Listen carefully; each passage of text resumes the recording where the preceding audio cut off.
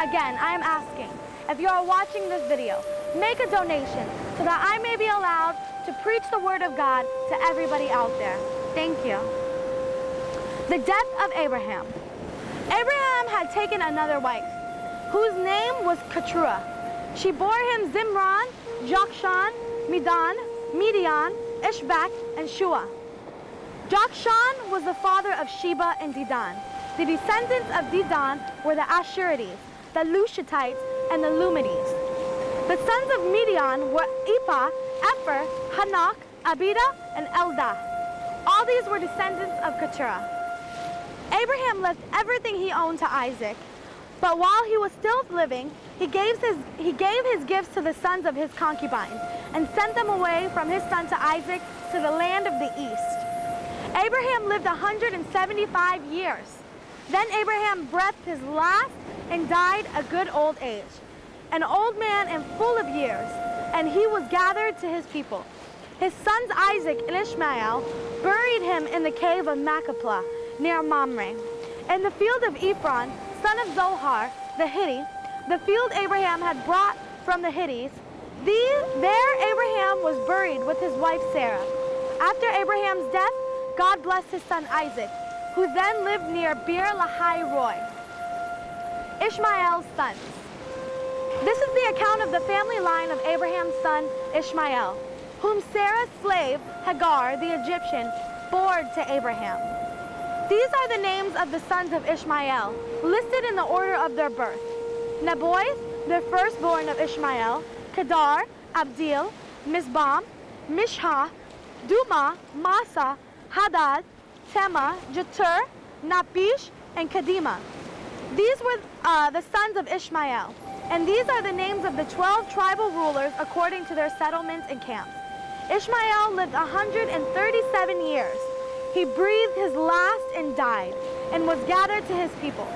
His descendants settled in the area from Havulu to Shur, near the eastern border of Egypt, as you go toward Asher, and they lived in hostility toward all the tribes related to them. Jacob and Esau. This is the account of the family line of Abraham's son Isaac. Abraham became the father of Isaac, and Isaac was 40 years old when he married Rebekah, daughter of Bethuel the Aramean from Padan Aram, and sister of the Laban the Aramean. Isaac prayed to the Lord on behalf of his wife, because she was childless. The Lord answered his prayer, and his wife Rebekah became pregnant. The babies jostled each other within her, and she said, "Why is this happening to me?" So she went to inquire the Lord. The Lord said to her, "Two nations are in your womb, and two people from within you will be separated. One people will be stronger than the other, and the other will serve the younger." When the time came for her to give birth, there were twin boys in her womb. The first to come out was red, and his whole body was like a hairy garment. So they named him Esau. After this, his brother came out, with his hand grasping Esau's heel. So he was named Jacob. Isaac was 60 years old when Rebekah gave birth to them. The boys grew up, and Esau became a skillful hunter, a man of the open country, while Jacob was content to stay at home among the tents.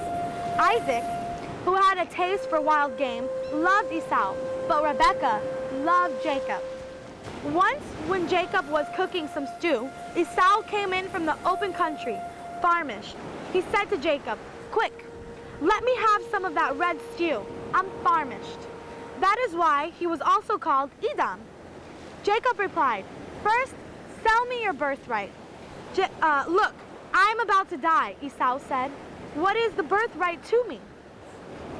But Jacob said, "Swear to me first." So he swore an oath to him, selling his birthrights to Jacob.